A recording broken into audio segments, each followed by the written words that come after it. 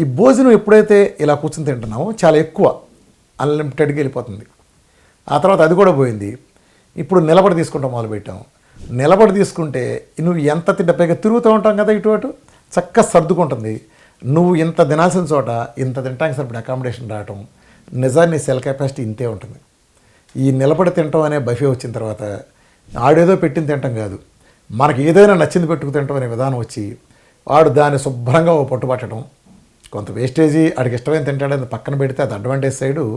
లోపల ఏమవుతుందంటే ఇష్టమైనది 1-10 సార్లు నాకు ఇష్టమైంది నేను ఎక్కువ తినటం వలన నా సెల్ పరిధి కంటే చాలా ఎక్కువ తినటం, అది అల్టిమేట్గా సెల్ పరిధి దాటిందంతా ట్రైగ్లిజరిడ్స్ అనే ఫ్యాట్ కింద మరి ఫ్యాట్ టిష్యూలో స్టోర్ అవటం, అది కూడా నింపేసిన పరిస్థితుల్లో ఇవాళ ఇంటికి ఒకడు డయాబెటిక్ బాధితులుగా నిలబడటం, ఈ డయాబెటిక్ అల్లోపతి విషవలను చిక్కుని ఆ మాయాజాలం ఆ సెలవు వెళ్ళి ఆయిల్ పేపర్ దగ్గర చిక్కున్నట్టు అక్కడ చిక్కుకుని బయటికి రాలేక కళ్ళు పోగొట్టుకుని కాళ్ళు పోగొట్టుకుని సుమారు 60 రకాల జబ్బులకి ఆలవాలమై బతికినంతకాలం జీవోత్సవంలా బతికిపోవటం, కిడ్నీలు పోవటం, డయాలసిస్లు, కాళ్ళు పోవటం విధ్వంసం అంతా చూస్తున్నాం కదా.